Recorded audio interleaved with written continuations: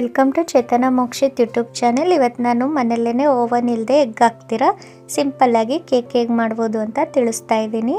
ಅದಕ್ಕೆ ಬೇಕಾಗುವ ಪದಾರ್ಥಗಳು: ಚೆರ್ರಿ, 1 ಬೌಲ್ ಮೈದಾ ಹಿಟ್ಟು, 1 ಬೌಲ್ ಮೊಸರು, chocolate pieces, cocoa powder, 1 Dairy Milk ಚಾಕ್ಲೇಟ್ನ ಪುಡಿ ಮಾಡಿಕೊಂಡಿದ್ದೀನಿ, ಕಂಡೆನ್ಸ್ಡ್ ಮಿಲ್ಕು, ಶುಗರ್ನ ಪುಡಿ ಮಾಡಿದ್ದೀನಿ, vanilla essence, whipping cream, baking powder ಮತ್ತು ಬೇಕಿಂಗ್ ಸೋಡಾ.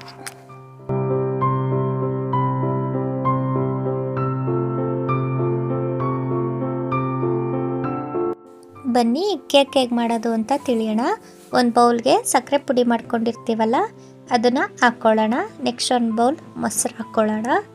ಆಮೇಲೆ ಸ್ವಲ್ಪ ವೆನಿಲಾ ಎಸೆನ್ಸ್ ತಗೊಂಡಿರ್ತೀವಲ್ಲ ಚೂರು ಹಾಕ್ಕೊಬೇಕು. ನೆಕ್ಸ್ಟ್ ಸ್ವಲ್ಪ ಎಣ್ಣೆ ಎಲ್ಲವನ್ನು ಹಾಕಿದ್ಮೇಲೆ ಒಂಚೂರು ಗಂಟಿಲ್ದಂಗೆ ಕ್ಲೀನಾಗಿ ಮಿಕ್ಸಪ್ ಮಾಡ್ಕೊಬೇಕು.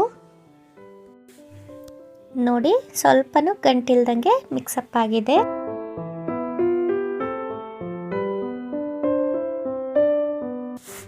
ನೆಕ್ಸ್ಟು ಅದೇ ಪಾತ್ರೆಗೆ ಸೋಸ್ಕೊಳ್ಳೋ ಜಾಲರಿ ಬರುತ್ತಲ್ಲ ಅದಿಟ್ಬಿಟ್ಟು ಅದಕ್ಕೆ 1 ಬೌಲ್ ಮೈದಾ ಹಿಟ್ಟು, 1 ಬೌಲ್ ಕೋಕೋ ಪೌಡ್ರು, ನೆಕ್ಸ್ಟು ಒಂಚೂರು ಬೇಕಿಂಗ್ ಪೌಡ್ರು ಮತ್ತು ಬೇಕಿಂಗ್ ಸೋಡಾ ಹಾಕ್ಬಿಟ್ಟು ಸೋಸ್ಕೊಬೇಕು. ಹಿಟ್ಟು ಸಾಫ್ಟಾಗಿ ಬರುತ್ತೆ, ಸೊ ಅದಕ್ಕೆ. ನೆಕ್ಸ್ಟು ಅದು ಕ್ಲೀನಾಗಿ ಸೋಸ್ಕೊಂಡ್ಮೇಲೆ ಎಲ್ಲ ಕ್ಲೀನಾಗಿ ಮಿಕ್ಸಪ್ ಮಾಡ್ಕೊಬೇಕು, ಚೂರು ಗಂಟಿಲ್ದಂಗೆ. ನೆಕ್ಸ್ಟು ಚೂರು ಕಂಡೆನ್ಸ್ಡ್ ಮಿಲ್ಕ್ ಹಾಕ್ಕೊಬೇಕು. ಕಂಡೆನ್ಸ್ಡ್ ಮಿಲ್ಕ್ ಇಲ್ಲ ಅಂದರೆ ಮಾಮೂಲಿ ಮಿಲ್ಕ್ನೇ ಕಾಯಿಸಿ ಆರಿಸಿ ಹಾಕ್ಕೊಬೋದು.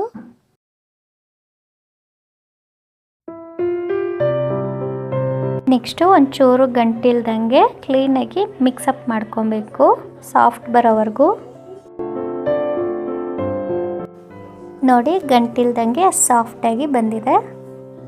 ನೆಕ್ಸ್ಟು ಕೇಕ್ ಪ್ಯಾನ್ ತಗೊಂಡು ಬೆಣ್ಣೆಯಿಂದ ಸುತ್ತ ಸವರ್ಕೊಬೇಕು, ಇಲ್ಲಾಂದರೆ ಕೇಕು ಅಂಟ್ಕೊಂಡ್ಬಿಡುತ್ತೆ ಬೇಯುವಾಗ. ಸೊ ಅದಕ್ಕೆ ಬೆಣ್ಣೆಯಿಂದ ಸುತ್ತ ಸವರ್ಕೊಬೇಕು, ಅವಾಗ ಅಂಟ್ಕೊಳ್ಳಲ್ಲ. ನೆಕ್ಸ್ಟ್ ಬೆಣ್ಣೆಯಿಂದ ಸವರಿದ್ಮೇಲೆ ಕೇಕ್ ಮಾಡೋಕ್ಕೆ ಮೈದಾ ಹಿಟ್ಟು, cocoa powder, baking soda, baking ಪೌಡ್ರೆಲ್ಲ ಹಾಕಿ ಮಿಕ್ಸಪ್ ಮಾಡ್ಕೊಂಡಿರ್ತೀವಲ್ಲ ಅದನ್ನು ಈ ಕೇಕ್ ಪ್ಯಾನ್ಗೆ ಹಾಕಿ ಬೇಯಕ್ಕಿಡಬೇಕು. ನೆಕ್ಸ್ಟು ಒಂದು ಬಾಣಲಿ ಇಟ್ಬಿಟ್ಟು ಅದಕ್ಕೆ ಉಪ್ಪು ಹಾಕಬೇಕು, ಯಾಕೆಂದರೆ ಕೇಕ್ ಬೇಯಿಸ್ಬೇಕಲ್ಲ. ಸೊ ಅದಕ್ಕೆ ಉಪ್ಪು ಹಾಕ್ಬಿಟ್ಟು ಅದಕ್ಕೆ ಒಂದು ಸ್ಟ್ಯಾಂಡ್ ಥರ ಏನಾದ್ರು ಇಡಬೇಕು.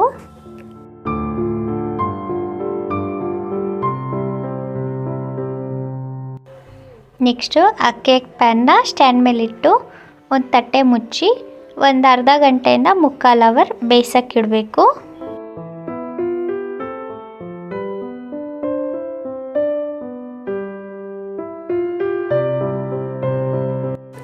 ಬನ್ನಿ ಕೇಕ್ ಬೇಯೋ ಅಷ್ಟೊತ್ತಿಗೆ ಕೇಕ್ ಕ್ರೀಮ್ನ ರೆಡಿ ಮಾಡ್ಕೊಳ್ಳೋಣ. ವೈಪಿಂಗ್ ಕ್ರೀಮ್ನ ತಗೊಂಡಿರ್ತೀವಲ್ಲ ಅದನ್ನು ಒಂದು ಪಾತ್ರೆಗೆ ಹಾಕ್ಕೊಂಡು, ನೋಡಿ ಈ ಥರ ಮಜ್ಜಿಗೆ ಕಡಿಯೋದಿರುತ್ತಲ್ಲ ಅದರಲ್ಲಿ ಕಡ್ಕೊಬೇಕು. ಅದು ವೈಪಿಂಗ್ ಕ್ರೀಮ್ ಫುಲ್ ಗಟ್ಟಿ ಆಗಬೇಕು, ಅಲ್ಲಿವರೆಗೂ ಕಡ್ಕೊಬೇಕು ಅದನ್ನು.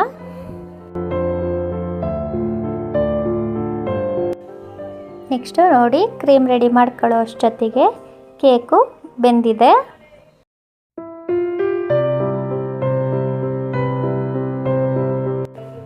ನೆಕ್ಸ್ಟು ಕೇಕ್ ಬೆಂದಿದೆ ಅಲ್ವಾ, ಈಗ ಅದಕ್ಕೆ ಕ್ರೀಮ್ನ ಸವರ್ಕೊಳ್ಳೋಣ ಕೇಕ್ ಸುತ್ತ.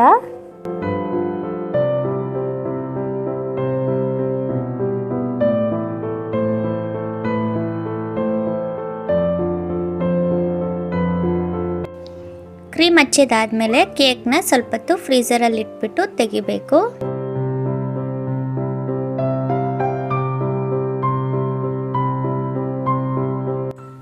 ನೆಕ್ಸ್ಟ್ ಬನ್ನಿ ಕೇಕಿಗೆ ಚೆರ್ರಿ ಮತ್ತು ಚಾಕ್ಲೇಟಿಂದ ಡಿಸೈನ್ ಮಾಡೋಣ.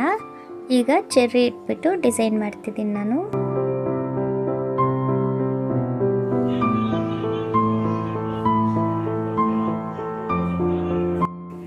ಚೆರ್ರಿ ಆದಮೇಲೆ ನೆಕ್ಸ್ಟ್ ಚಾಕ್ಲೇಟ್ ಪುಡಿ ತೊಗೊಂಡಿರ್ತೀವಲ್ಲ ಅದರಿಂದ ಮತ್ತು ಚಾಕ್ಲೇಟ್ ಪೀಸಿಂದ ಡೆಕೋರೇಷನ್ ಮಾಡ್ತಾಯಿದ್ದೀನಿ.